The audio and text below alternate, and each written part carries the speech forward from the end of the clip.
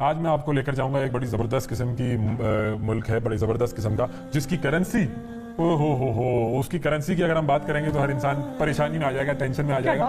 نہیں ڈالر تو چھوٹی چیز ہے، ہمیں تو کم سارا ڈالر کا ہے، ہمیں تو ڈالر ہی لے ڈوبا۔ ہمارے بھی اس کے سامنے کچھ نہیں ہے، اس کے سامنے تو یورو بھی کچھ نہیں ہے۔ یہ ایسا اسلامی ملک آپ نے ڈھونڈا ہے جس کی کرنسی، اچھا میں سمجھ گئی، سمجھ میں آ گیا آپ کو، بالکل سمجھ میں آ گیا۔ ویسے ہمارا یہ جو سلسلہ ہے یہ بہت زیادہ دیکھا جاتا ہے، بہت زیادہ لوگ اس کی تعریف کرتے ہیں، تو ہم نے کچھ دن نہیں کیا تو لوگوں نے کہا کہ بھئی آپ کیوں نہیں کر رہے، ملکوں کا احوال کیوں نہیں سنا رہے۔ آج ہم بات کریں گے دنیا کے 8ویں امیر ترین ملک کی، جس کا نام ہے کویت۔ کویت بر اعظم ایشیا کے جنوب مغرب کی جانب خلیج عرب میں 17,1818 مربع کلومیٹر پر پھیلا ہوا ایک چھوٹا سا آزاد عرب ملک ہے۔ اس ملک کی سرحدیں عراق، سعودی عرب اور خلیج فارس سے ملتی ہیں۔ رقبے کے لحاظ سے یہ دنیا کا 152واں ملک ہے، جس کی آبادی 4.13 ملین کے لگ بھگ ہے۔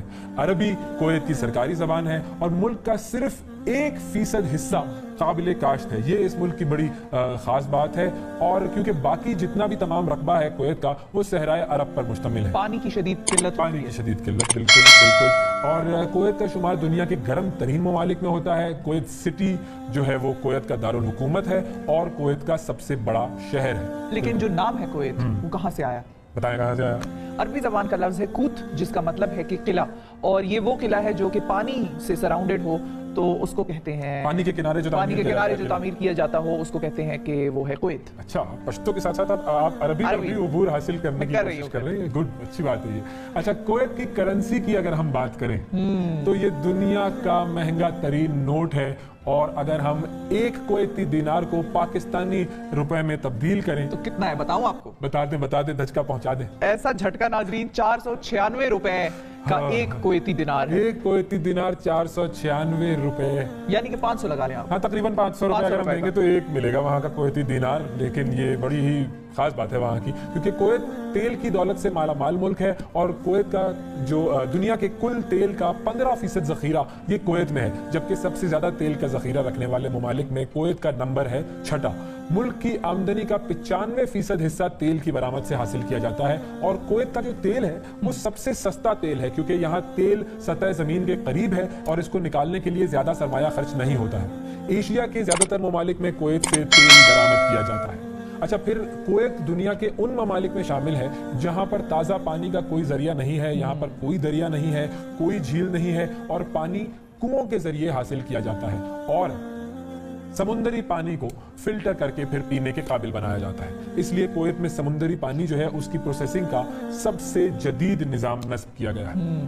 کتنی مشکل، ہمیں بھی اکثر پانی نہیں مل رہا ہوتا ہے تو ہم ٹینشن میں آ جاتے ہیں، کویت سے رابطہ کر لیں کیا؟ لیکن کویت والوں نے جس طریقے کا کام کیا ہے نا وہ بڑا اچھا کام کیا ہے، ہمیں بھی کچھ اس طرح کے کام کرنے چاہیے۔ اچھا، اب بات کرتے ہیں کویت کی جو تاریخ ہے اس کے حوالے سے۔ جدید کویت کی تاریخ 17ویں صدی کے اواخر اور 18ویں صدی کے آغاز سے شروع ہوتی ہے۔ سرزمین نجد سے تعلق رکھنے والے قبیلے کے لوگ جنہیں آل صباح کہتے تھے، وہ لوگ نجد سے نکل کر اس جگہ سکونت پذیر ہوئے تھے، اور یہ علاقہ جلد ہی تجارت کا مرکز بن گیا تھا۔ سمندری مچھلیاں پکڑنا اور سمندر سے موتی اکٹھے کرنا یہاں کے لوگوں کا ذریعہ معاش تھا، اور تجارت کا ذریعہ بھی، اور لوگ اس میں بڑے ماہر بھی ہیں۔ بالکل، تو جب ان کے پاس یہی کام ہوگا، ایک ہی چوائس ہوگی، تو مچھلیاں پکڑیں گے اور موتی پکڑیں گے، یہ کام ہی کریں گے۔ اچھا، پھر 19ویں صدی کی بات کرتے ہیں۔ 19ویں صدی میں یہ علاقہ پورے عرب کی طرح جو عثمانیہ سلطنت تھی اس کا حصہ بن گیا تھا۔ جنگ عظیم اول کے بعد یہ علاقہ برطانیہ کے زیر تسلط چلا گیا تھا، اور برطانیہ نے اسے سلطنت برطانیہ کے ماتحت ایک آزاد بادشاہی نظام والا ملک قرار دے دیا تھا۔ پھر 1937 میں پہلی بار یہاں پر تیل کی دریافت ہوئی۔ 19 جون 1961 کو برطانیہ سے کیا گیا جو معاہدہ تھا وہ ختم کیا گیا، اور اس طرح کویت ایک آزاد ملک قرار پایا تھا۔ اس سے پہلے کویت جو ہے اس کے تمام جو خارجی امور تھے وہ برطانیہ کے ماتحت تھے۔ شیخ عبداللہ السام الصباح آزاد کویت کے پہلے امیر بنے تھے، اور شیخ صباح احمد الجابر الصباح کویت کے جو موجودہ امیر ہے یہ ان کا نام ہے۔ اور کویت میں آئینی طور پر جو شہنشاہی نظام ہے، بادشاہی نظام ہے وہ قائم ہے، اور اس کے مطابق ملک کا امیر جو ہے وہ ملک کا حاکم ہوتا ہے، اور امیر ہی وزیر اعظم کا انتخاب کرتا ہے، جبکہ جو پارلیمنٹ ہوتی ہے وہ ولی عہد کا انتخاب کرتی ہے، اور شیخ نواف احمد الصباح یہ کویت کے موجودہ ولی عہد ہیں۔ اچھا آپ نے ہمیں تاریخ بھی بتائی ہے کویت کی، لیکن یہ نہیں بتایا کہ کیا کویت کوئی ایسا دن مناتا ہے جو کوئی ریپبلک ڈے ہو یا کوئی ایسا قومی دن، کوئی ایسی چیز جو وہ مناتے ہوں؟ ہاں سب مناتے ہیں، تو انہیں منانے سے کس نے منع کیا؟ یہی سوچ بھی منائیں گے بالکل۔ 1962 تک 19 جون کو کویت کے قومی دن کے طور پر منایا جاتا تھا۔ اس کے بعد چونکہ جون میں گرمی کی شدت بہت زیادہ ہوتی ہے، اور اسپیشلی کویت میں جہاں پر بہت زیادہ گرم ٹیمپریچر ہوتا ہے، تو اس کی وجہ سے پھر اس کو تبدیل کر کے 25 فروری جو ہے اسے ملک کا قومی دن قرار دے دیا گیا تھا۔ جی انہوں نے کہا ہے گرمی زیادہ ہے تو چلو کیسا لگے گا اگر ہم 14 اگست کو لے جائیں جنوری میں؟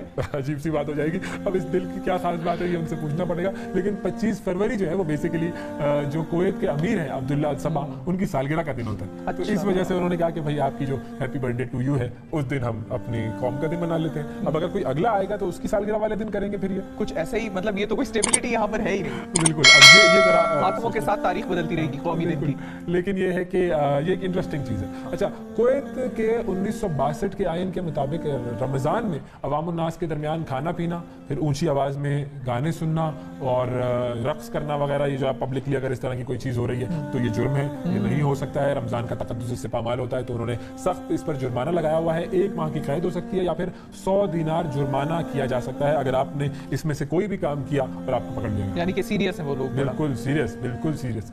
اچھا، پھر کویت کی جنگیں جو ہیں وہ بڑی انٹرسٹنگ ہے، بالکل تاریخی لحاظ سے بڑی اہم ہے۔ 2 اگست 1990 میں عراقی صدر صدام حسین نے کویت پر عراق کے حصے کا تیل چوری کرنے کا الزام لگایا اور حملہ کر دیا۔ پھر ہوا یہ کہ حملے کے نتیجے میں کویت 7 ماہ تک عراق کے قبضے میں چلا گیا۔ بالکل، اور پھر اس کے بعد یہ قبضہ جو تھا وہ کب ختم ہوا؟ یہ قبضہ ختم ہوا جنوری 1991 تک یہ قبضہ قائم رہا، اور وہاں پر پھر اس کے بعد یہ قبضہ ختم ہوا۔ یہ ہے کویت کی کہانی، کویت کی جنگوں کی کہانی، کویت کے پانی کی کہانی، کویت کے تیل کی کہانی، کویت کی دینار کی کہانی۔